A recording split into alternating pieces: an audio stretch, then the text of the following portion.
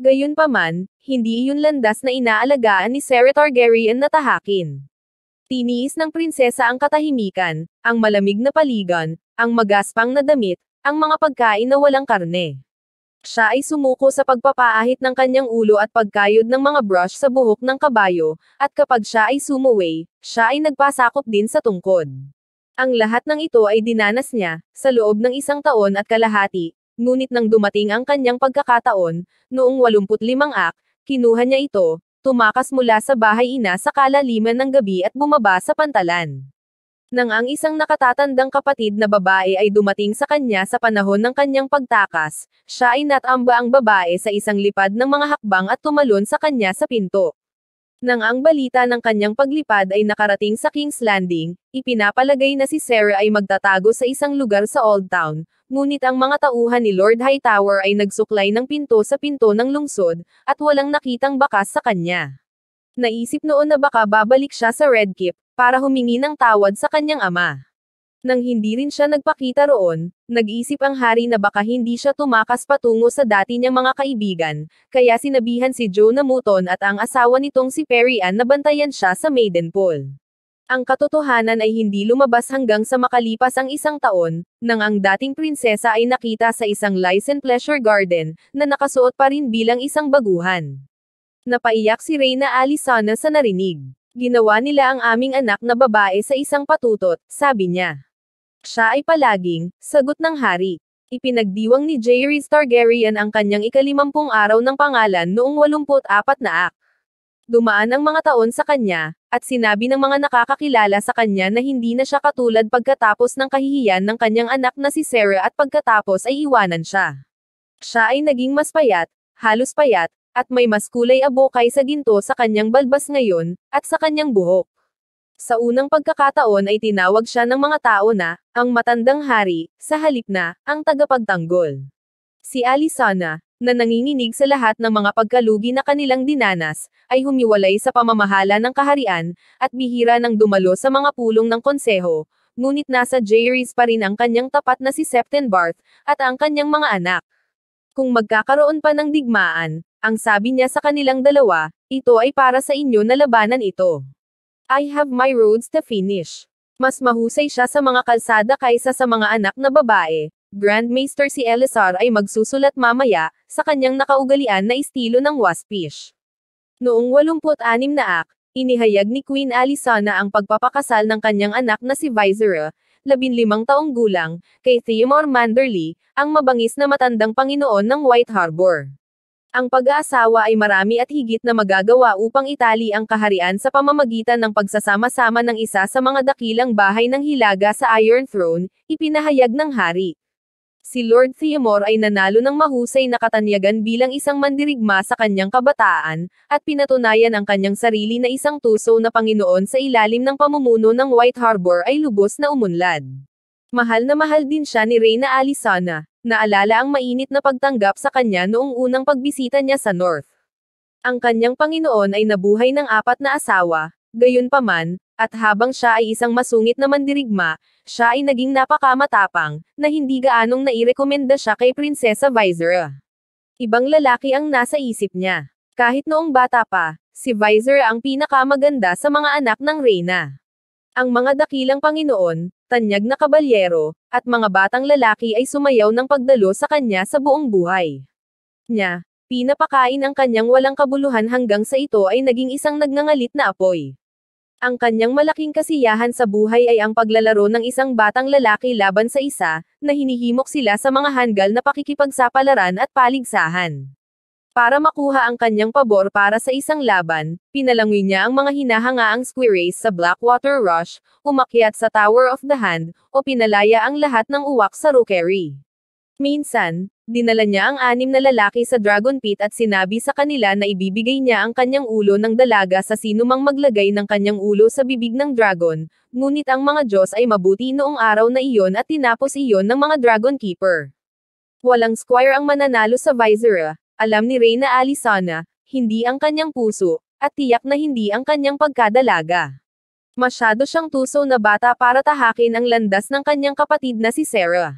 Wala siyang interes sa mga laro ng paghalik, o mga lalaki, sabi ng Reyna kay Jaehaerys. Naglalaro siya sa kanila tulad ng dati niyang pakikipaglaro sa kanyang mga tuta, ngunit hindi na siya magsisinungaling sa isa kaysa sa isang aso. Mas mataas ang layunin niya, ang aming Vizier. Nakita ko ang paraan ng pag-prince at pag-princess niya sa paligid ni Balon. Iyon ang asawang hinahangad niya, at hindi para sa pagmamahal sa kanya. Gusto niyang maging reyna. Si Prinsipe Balon ay 14 na taon na mas matanda kay Vizier, 29 sa kanyang 15, ngunit ang mga nakatatandang Panginoon ay nagpakasal sa mga nakababatang dalaga, gaya ng alam niya. 2 taon na ang nakalipas mula nang mamatay si Prinsesa Alyssa, ngunit hindi nagpakita ng interes si Balon sa ibang babae. He married one sister, why not another? Sinabi ni Vizier sa kanyang pinakamalapit na kaibigan, ang walang laman na ulo na si Beatrice Butterwell. I am much prettier than Alyssa ever was, you saw her. Nasira ang ilong niya. Kung ang prinsesa ay may intensyon na pakasalan ang kanyang kapatid, ang reyna ay pare-parehong determinado na pigilan ito. Ang sagot niya ay Lord Manderley at White Harbor. Si Theomore ay isang mabuting tao, sabi ni Alysanna sa kanyang anak, isang matalinong lalaki, na may mabait na puso at isang magandang ulo sa kanyang mga balikat. Mahal siya ng kanyang mga tao. Hindi na kumbinsi ang prinsesa. Kung gusto mo siya, ina, pakasalan mo siya, sabi niya, bago tumakbo sa kanyang ama upang magreklamo. Walang aliw sa kanya si Jaehaerys. Ito ay isang magandang tugma, sinabi niya sa kanya, bago ipaliwanag ang kahalagahan ng paglapit sa North sa Iron Throne. Ang mga kasal ay domain ng reyna sa anumang kaso, aniya, hindi siya nakialam sa mga ganitong bagay. Frustrated, sumunod na binalingan ni Vizier ang kanyang kapatid na si Balon sa pag-asang maligtas, kung maniniwala ang tsismis sa korte.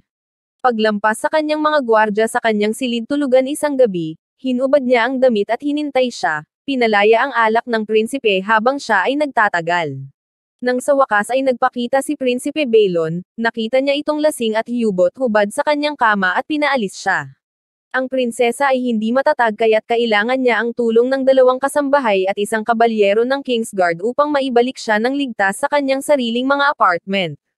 Hindi malalaman kung paano nalutas ang labanan ng mga kalooban sa pagitan ni Reyna Alysanna at ng kanyang matigas ang ulo na 15 taong gulang na anak na babae. Hindi nagtagal pagkatapos ng insidente sa silid ng kama ni Balon, habang inaayos ng reyna ang pag-alis ni Vizier mula sa King's Landing, nakipagpalit ang prinsesa ng damit sa isa sa kanyang mga kasambahay upang makatakas sa mga gwardya na itinalaga upang maiwasan siya sa kapahamakan, at nadulas mula sa Red Keep para sa tinawag niyang, isang huling gabi ng pagtawa bago ako umalis at mag-freeze. Ang kanyang mga kasama ay pawang mga lalaki, 2 menor de edad na Panginoon at 4 na batang kabalyero, lahat ay lunti ang gaya ng damo sa tagsibol at sabik sa pabor ni Vizier. Ang isa sa kanila ay nag-alok na ipakita ang mga bahagi ng prinsesa ng lungsod na hindi pa niya nakita, ang mga tindahan ng palayok at mga hukay ng daga ng Flea Bottom, ang mga inn sa kahabaan ng Il-Ali at River Roo kung saan sumasayaw ang mga nagsisilbing babae sa mga mesa, ang mga bahay aliwan sa kalye, ng silk. Lahat ng ale, mead, at alak ay itinampok sa mga pagsasaya sa gabi, at si Vizier ay sabik na nakibahagi. Sa ilang mga punto, malapit sa hating gabi, ang prinsesa at ang kanyang natitira ang mga kasamahan, ilang mga kabalyero ay naging insensitive mula sa pag-inom, ay nagpa siya na tumakbo pabalik sa kastilyo. Nagsimula ang isang ligaw na biyahe sa mga lansangan ng lungsod, kung saan ang mga Kingslander ay nag-aagawan upang maiwasang masagasaan at matapakan. Umalangaw ang tawanan sa buong gabi at malakas ang loob hanggang sa marating ng mga magkakarera ang paanan ng Aegon's High Hill, kung saan nabangga ang palfrey ni Vizier sa isa sa kanyang mga kasama. Nawala ang paa ng kabalyero at nahulog, nabali ang kanyang binti sa ilalim niya. Ang prinsesa ay unang inihagis mula sa upuan sa isang pader. Nabali ang kanyang leeg. Ito ang oras ng lobo, ang pinakamadilim na oras ng gabi, nang bumagsak kay Sir Ryam Redwine ng Kingsguard upang gisingin ang hari at reyna mula sa kanilang pagtulog upang sabihin sa kanila na ang kanilang anak na babae ay natagpuang patay sa isang eskinita sa paanan ng Aegon's High Hill. Sa kabila ng kanilang pagkakaiba, ang pagkawala ni Prinsesa Vizier ay nakapipinsala sa reyna. Sa loob ng 5 taon, kinuha ng mga Diyos ang 3 sa kanyang mga anak na babae, Dale sa 82 ak, Alyssa sa 84 na ak, Vizier sa 87 ak. Si Prinsipe Baylon ay labis ding nabalisa, iniisip kung dapat ba niyang kausapin ang kanyang kapatid ng hindi gaanong brusko noong gabing matagpuan niya itong hubad sa kanyang kama. Kahit na siya at si Aemon ay isang aliw sa hari at reyna sa panahon ng kanilang kalungkutan, kasama ang asawa ni Aemon, ang Lady Jocelyn, at ang kanilang anak na babae, si Rhaenys, ito ay sa kanyang mga natitirang anak na babae na si Alysanne ay humingi ng aliw, si Maegel, 25 taong gulang at isang septa, ay umalis sa kanyang sept upang manatili sa kanyang ina sa nalalabing bahagi ng taong iyon, at si Prinsesa Gale, isang matamis, mahiyaing anak sa 7 taong gulang, ay naging palaging anino at suporta ng reyna, kahit na, pagbabahagi ng kanyang kama sa gabi. Ang reyna ay kumuha ng lakas mula sa kanilang presensya, ngunit kahit na ganoon, mas lalo pa niyang natagpuan siya na baling ang isip sa anak na hindi niya kasama. Bagamat ipinagbawal ito ni Jaehaerys, tinutulan ni Alysanne ang kanyang utos at lihim na nakipag-ugnayan sa mga ahente upang bantayan ang kanyang suwail na anak sa kabila ng makipot na dagat. Nasa lispa si Sarah, alam niya sa mga reports nila, nasa Pleasure Garden pa rin. Ngayong 20 taong gulang na, madalas niyang aliwin ang kanyang mga hinahangaan na nakadamit pa rin bilang isang baguhan sa pananampalataya, maliwanag na mayroong maraming leseni na nasiyahan sa pag-akit sa mga inosenteng kabataang babae na nanumpa ng kailan isang puri, kahit na ang pagiging inosente ay nagkunwaring. Ang kalungkutan niya sa pagkawala ni Prinsesa Visera ang siyang nagtulak sa reyna na lapitan muli si Jaehaerys tungkol kay Sarah. Dinala niya si Septon Barth kasama niya, upang magsalita tungkol sa mga birtod ng pagpapatawad at mga katangian ng pagpapagaling ng panahon. Nang matapos si Barth ay binanggit ng Her Grace ang pangalan ni Sarah. Pakiusap niya sa hari, oras na para iuwi siya. Siya ay sapat na ang parusa, tiyak. Siya ay aming anak. Hindi matitinag si Jaehaerys. Siya ay isang lesenihor, sagot ng kanyang Grace.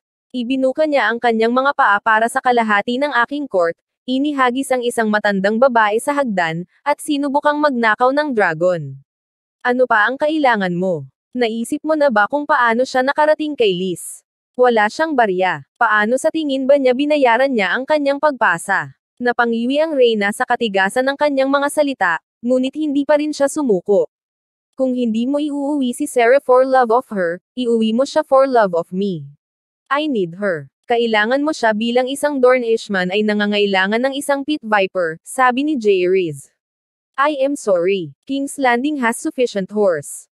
Ayokong marinig ulit ang pangalan niya. Sa mga salitang iyon, tumayo siya para umalis, ngunit sa pintuan ay huminto siya at tumalikod. Magkasama na tayo simula pa noong mga bata pa tayo. Kilala na rin kita gaya ng pagkakakilala mo sa akin. Sa ngayon ay iniisip mo na hindi mo kailangan ng pahintulot ko para iuwi siya, na maaari mong kunin si Silverwing at ikaw mismo ang lumipad sa Liz. What would kung gayon, dalawin mo siya sa kanyang hardin ng kasiyahan. Horse. Siya ay may halaga sa kanila Targaryen prinsesa. Sa pinakamabuti ay hihingi sila ng pantubos para sa kanya. Ang pinakamasama ay maaaring magpasya silang panatilihin ka rin. Ano ang gagawin mo? Sumigaw para sa Silverwing na sunugin ang kanilang lungsod. Gusto mo bang ipadala ko sina Aemon at Baelon kasama ang isang hukbo, para makita kung mabibigyan nila siya ng libre? Gusto mo siya? Oo, naririnig kita, kailangan mo siya, pero hindi kanya kailangan, o ako, o si Westeros. Siya ay patay na. Ilibing mo siya. Hindi lumipad si Reyna Alysanne kay Liz, ngunit hindi rin niya lubos na pinatawad ang hari sa mga salitang sinabi nito noong araw na iyon. Matagal nang ginagawa ang mga plano para sa kanilang dalawa na gumawa ng panibagong pag-unlad sa susunod na taon, bumalik sa Westerland sa unang pagkakataon sa loob ng 20 taon. Di nagtagal pagkatapos ng kanilang pagtatalo, ipinaalam ng Reyna kay Jaehaerys na dapat siyang pumunta ng mag-isa. Siya ay babalik sa Dragonstone, mag-isa, upang magdalamhati para sa kanilang mga patay na anak na babae, at kaya ito ay lumipad si Jaehaerys Targaryen sa Casterly Rock at sa iba pang magagandang upuan sa kanluran ng mag-isa noong 88 ak. Sa pagkakataong ito ay tumawag pa siya sa Fair Isle, dahil ligtas na sa kanyang libingan ang hinamak na Panginoong Franklin.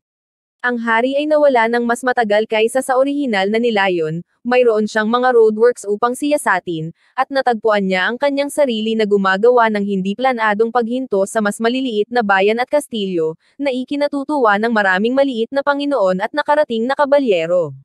Sinamahan siya ni Prinsipe Aemon sa ilang mga kastilyo, si Prinsipe Balon sa iba pa, ngunit hindi rin siya mahikayat na bumalik sa Red Keep.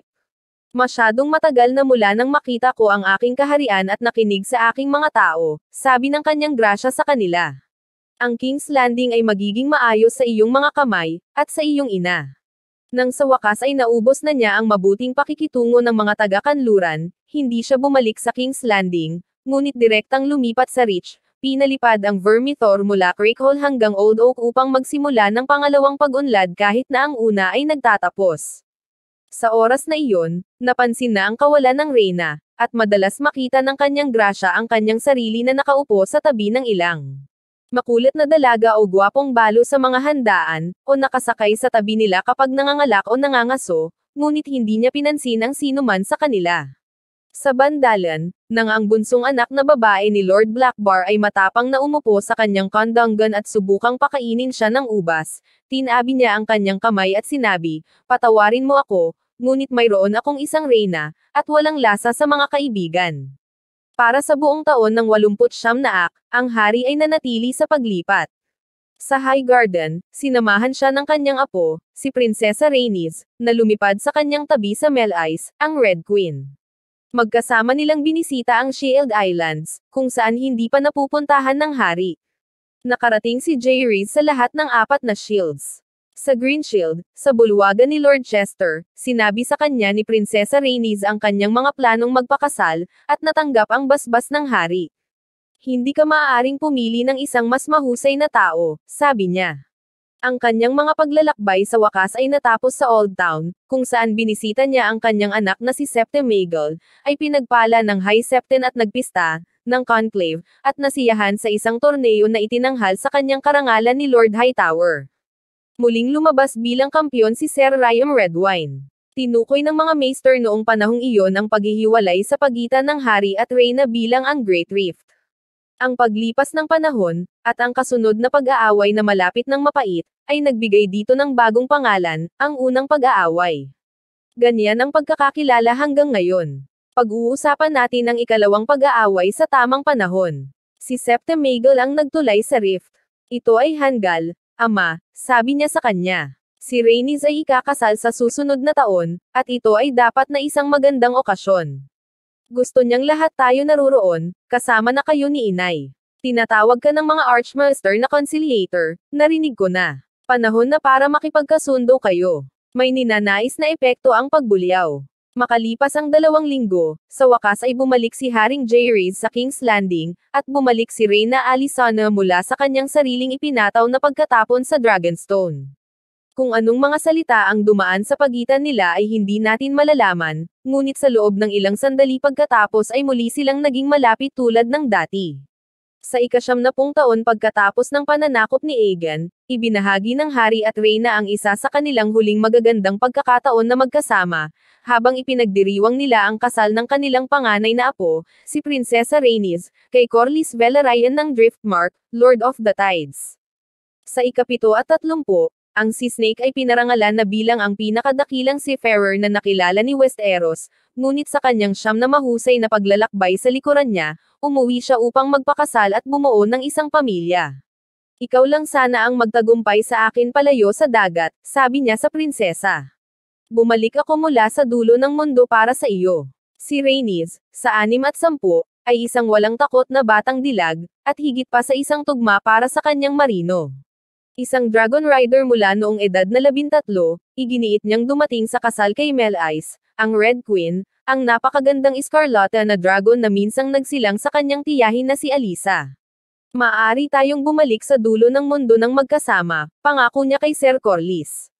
"Pero dadaan muna ako, lilipad na ako. Iyon ay isang magandang araw," sasabihin ni Reyna Alysanne na may malungkot na ngiti, sa mga taon na natitira sa kanya. Siya ay 54 sa taong iyon, ngunit malungkot na sabihin, wala siyang maraming magagandang araw na natitira. Wala sa saklaw ng kasaysayang ito na isalaysay ang walang katapusang mga digmaan, intriga, at tunggalian ng mga libreng lungsod ng Essos, maliban kung saan sila nakikialam sa kapalaran ng House Targaryen at ng 7 kaharian.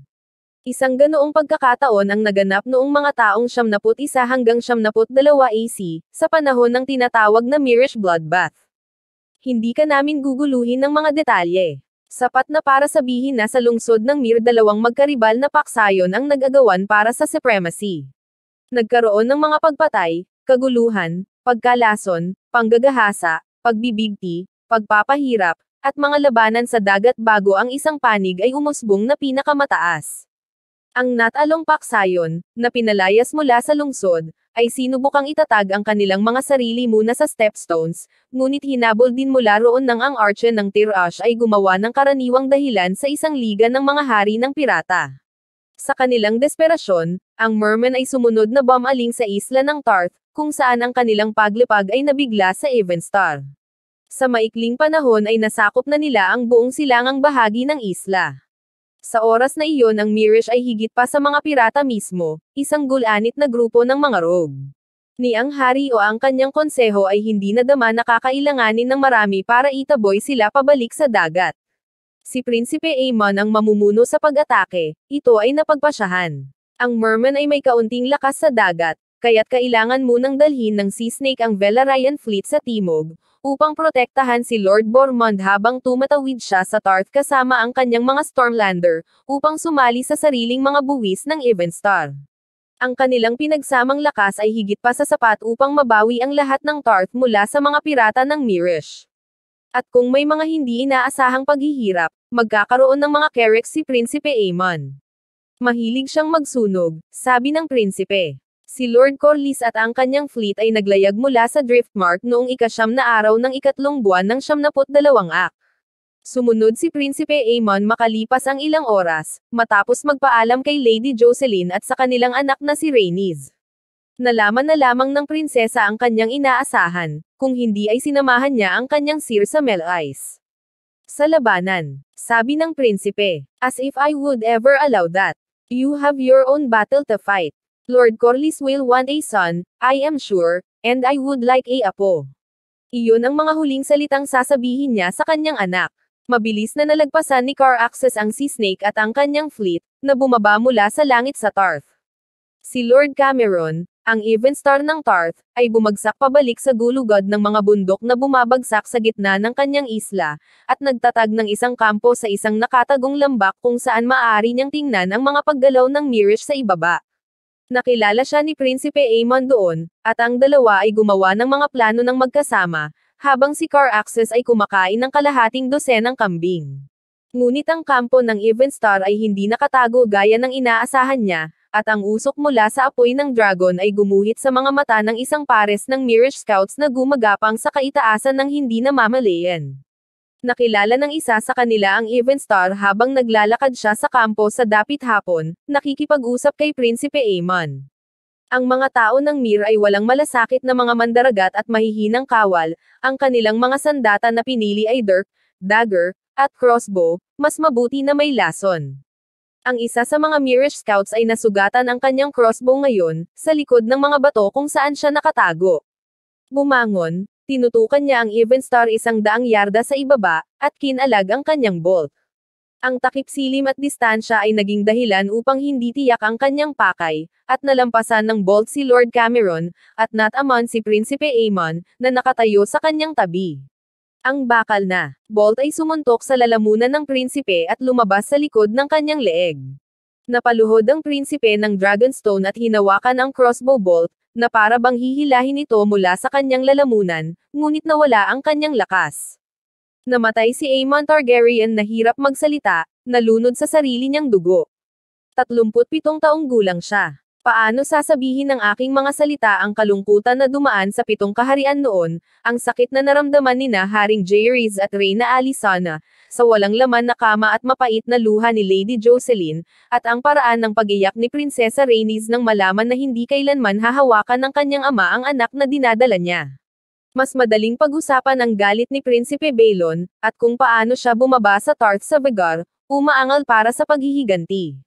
Ang mga barko ng Mirish ay nasunog habang ang mga barko ni Prinsipe Morian ay nasunog 9 na taon na ang nakaraan, at nang ang Evenstar at Lord Bormund ay bumaba sa kanila mula sa mga bundok, wala silang makalipad. Ang mga ito ay pinutol ng libo-libo at iniwan upang mabulok sa tabi ng mga dalampasigan, kaya ang bawat alon na dumaan sa pampang sa loob ng ilang araw ay may bahid ng rosas. Ginampanan ni Balon the Brave ang kanyang bahagi sa pagpatay, kasama si Dark Sister sa kanyang kamay. Nang bumalik siya sa King's Landing kasama ang bangkay ng kanyang kapatid, ang mga maliliit na tao ay pumili sa mga lansangan na sinisigaw ang kanyang pangalan at pinuri siya bilang isang bayani. Ngunit nang makita niyang muli ang kanyang ina ay yumakap ito sa kanya at umiyak. Napatay ko ang 1,000 sa kanila, ang sabi niya, ngunit hindi siya maibabalik nito. At hinaplos ng Reyna ang kanyang buhok at sinabing, alam ko, alam ko. Dumating at lumipas ang mga panahon sa mga sumunod na taon. May mga maiinit na araw at mainit na mga araw na umihip ang maalat na hangin na humahampas sa dagat, may mga bukirin ng mga bulaklak sa tagsibol, at masaganang ani, at mga gininto ang hapon ng taglagas, sa buong kaharian ay gumagapang ang mga kalsada, at ang mga bagong tulay ay umaabot, lumang batis. Ang hari ay hindi nasiyahan sa alinman sa mga ito, sa abot ng masasabi ng mga tao. Palaging taglamig ngayon, sabi niya kay September isang gabi, nang sobra siyang nainom. Mula nang mamatay si Aemon, palagi siyang umiinom ng 1 tasa o 3 honeyed wine sa gabi upang matulungan siyang matulog. Noong 73 ang Prince Balon ang 16 na taong gulang na anak na lalaki, si Viserys, ay pumasok sa Dragon Pit at inangkin ang Balerion sa wakas, ngunit siya ay matamlay at mabigat at mahirap na gisingin, at nagpumiglas siya nang himukin siya ni Viserys sa hangin 3 beses na lumipad ang prinsipe sa paligid ng lungsod bago siya muling lumapag sa Dragonstone, sinabi niya sa kanyang ama pagkatapos, ngunit hindi niya inakala na ang Black Dread ay may lakas para dito. Wala pang 1 taon, wala na si Balerion. Ang huling buhay na nilalang sa buong mundo na nakakita kay Valyria sa kaluwalhatian nito, isinulat ni September. Si Barth mismo ay namatay pagkaraan ng 4 na taon, noong 78 Naunahan siya ni Grand Maester Elessar ng kalahating taon. Si Lord Redwine ay namatay noong 89 ang kanyang anak na si Sir Robert sa lalong madaling panahon pagkatapos noon. Napalitan ng mga bagong lalaki ang kanilang mga pwesto, ngunit si Jaehaerys tunay na matandang hari noon, at kung minsan ay lumalakad siya sa silid ng konseho at iniisip, sino ang mga lalaking ito? Kilala ko ba sila? Ang kanyang grasya ay nagdadalamati para kay Prinsipe Aemon hanggang sa katapusan ng kanyang mga araw, ngunit hindi pinangarap ng matandang hari na ang pagkamatay ni Aemon noong 72 ay magiging katulad ng mga Hellhorn ng alamat ng Valyrian, na magdadala ng kamatayan at pagkawasak sa lahat ng nakarinig ng kanilang tunog. Ang mga huling taon ni Alysanne Targaryen ay malungkot at malungkot. Sa kanyang kabataan, mahal na mahal ng mabuting reyna Alysanne ang kanyang mga nasasakupan, mga panginoon at mga karaniwang tao. Gustong-gusto niya ang kanyang mga korte ng kababaihan, nakikinig, natututo, at ginagawa ang kanyang makakaya upang gawing mas mabait na lugar ang kaharian. Siya ay nakakita ng higit pa sa 7 kaharian kaysa sa sinumang reyna noon o mula noon, natulog sa 100 kastilyo, naakit ang 100 Panginoon, nagpakasal sa 100. Mahilig siya sa musika, mahilig sumayaw, mahilig magbasa. At kung gaano niya kagustang lumipad. Dinala siya ni Silverwing sa Old Town, sa Wall, at sa 1,000 lugar sa pagitan, at nakita silang lahat ni Alysanne na kagaya ng ilang iba pa, nakatingin sa ibaba mula sa itaas ng mga ulap. Ang lahat ng pag-ibig na ito ay nawala sa kanya sa huling dekada ng kanyang buhay. Ang aking tiyuhin na si Maegor ay malupit, si Alysanne ay narinig na nagsabi, ngunit ang edad ay mas malupit. Napagod dahil sa panganganak, paglalakbay, at kalungkutan, siya ay pamayat at mahina pagkamatay ni Aemon. Ang pag-akyat sa mga burol ay naging pagsubok sa kanya, at noong 75 siya ay nadulas at nahulog sa serpentine na mga hakbang, nabali ang kanyang balakang pagkatapos ay lumakad siya gamit ang isang tungkod ang kanyang pandinig ay nawala rin sa kanya, at nang sinubukan niyang umupo sa mga pulong ng konseho kasama ang hari na uunawaan niya ang kalahati ng sinabi. Siya ay hindi matatag upang lumipad noong huling siya ay dinala ni Silverwing sa langit noong 73 Higit sa lahat ng ito, minahal niya ang kanyang mga anak. Wala nang ina na mas minahal ang isang bata, minsang sinabi sa kanya ni Grand Maester Bennifer, bago siya dinala ng mga shivers. Sa mga huling araw ng kanyang buhay, nagmuni-muni si Reyna Alysanne sa kanyang mga sinabi. Mali siya, sa tingin ko, ang isinulat niya, dahil tiyak na mas minahal ng ina sa itaas ang aking mga anak. Napakarami niyang inilayo sa akin. Walang ina ang dapat sumunog sa kanyang anak, sabi ng reyna sa libing ng kanyang anak na si Valerian, ngunit sa 13 anak na ipinanganak niya kay Haring Jaehaerys, 3 lamang sa kanila ang makaliligtas sa kanya, sina Aegon, Daemon, at Valerian, namatay bilang mga babes. Kinuha ng shivers si Daenerys sa edad na 6. Isang pana ang pumatay kay Prinsipe Aemon. Namatay sina Alyssa at Daela sa kama, si Viserys ay lasing sa kalye. Si Septa Maegol, ang magiliw na kaluluwang iyon, ay namatay noong 76 na ang kanyang mga braso at binti ay naging bato sa pamamagitan ng grayscale, dahil ginugol niya ang kanyang mga huling taon sa pag-aalaga sa mga may sakit na iyon. Ang pinakamalungkot sa lahat ay ang pagkawala ni Princess Gale, ang Winter Child, na isinilang noong 80 noong si Reyna Alysanna ay 44 at naisip na lampas na sa kanyang mga taon ng panganganak. Isang magiliw na batang babae, ngunit mahina at medyo simple ang pag-iisip. Nanatili siya sa reyna ng matagal nang lumaki at nawala ang iba niyang mga anak, ngunit noong 79 na siya ay nawala sa korte, at hindi nagtagal ay inihayag na siya ay namatay sa isang lagnat sa tag-init. Pagkatapos lamang na nawala ang kanyang mga magulang ay lumabas ang totoong kwento. Naakit at iniwan ng isang naglalakbay na mga awit, ang prinsesa ay nagsilang ng isang patay na anak na lalaki. Pagkatapos, sa sobrang kalungkutan, lumakad sa tubig ng Blackwater Bay at nalunod. Sinasabi ng ilan na hindi na nakabawi si Alysanna mula sa pagkawalang iyon, dahil ang kanyang Winter Child lamang ang naging tunay na kasama sa kanyang mga pababang taon. Nakatira pa rin si Sarah, sa isang lugar. Sa volume antes umalis siya kay Liz ilang taon na ang nakalipas, isang kasumpa-sumpa na babae ngunit isang mayaman ngunit patay na siya kay Jaehaerys, at ang mga liham na ipinadala sa kanya ni Alysanna ng palihim paminsan-minsan ay walang sagot. Si Vhagar ay isang Archmaester sa Citadel. Isang malamig at malayong anak, siya ay naging isang malamig at malayong tao. Sumulat siya, bilang isang anak na lalaki. Ang kanyang mga salita ay masunurin, ngunit walang init sa kanila, at ilang taon na ang nakalipas mula noong huling nakita ni Alysanna ang kanyang mukha. Tanging si Balon na matapang ang nanatiling malapit sa kanya hanggang sa huli. Ang kanyang Spring Prince ay binisita siya ng madalas hanggat maaari at palaging nakakakuha ng isang ngiti mula sa kanya, ngunit si Balon ay ang prinsipe ng Dragonstone, kamay ng hari, magpakailanman na dumarating at umaalis, nakaupo sa tabi ng kanyang ama sa konseho, nakikitungo sa mga Panginoon. Magiging dakilang hari ka, mas dakila pa sa tatay mo, sabi ni Alysanna sa kanya noong huling pagsasama nila. Hindi niya alam, paano niya malalaman. Matapos ang pagkamatay ni Prinsesa Gale, ang King's Landing at ang Red Keep ay naging hindi na kayanan ni Alysanna. Hindi na siya makapaglingkod tulad ng dati, bilang katuwang ng hari sa kanyang mga gawain, at ang korte ay puno ng mga estranghero na ang mga pangalan ay hindi na matandaan ni Alysanna. Sa paghahanap ng kapayapaan, muli siyang bumalik sa Dragonstone, kung saan ginugol niya ang pinakamasayang araw ng kanyang buhay kasama si Jaehaerys, sa pagitan ng una at ikalawang kasal nila. Sasamahan siya ng matandang hari doon kapag kaya niya. Paano na ako ngayon ang matandang hari, ngunit ikaw pa rin ang mabuting reyna? Sabay tanong niya sa kanya. Tumawa si Alysanna. Matanda na rin ako, pero mas bata pa rin ako sa iyo. Namatay si Alysanna Targaryen sa Dragonstone sa unang araw ng ika-7 buwan noong 100 isang buong siglo pagkatapos ng Aegon's Conquest. Siya ay 64 na taong gulang.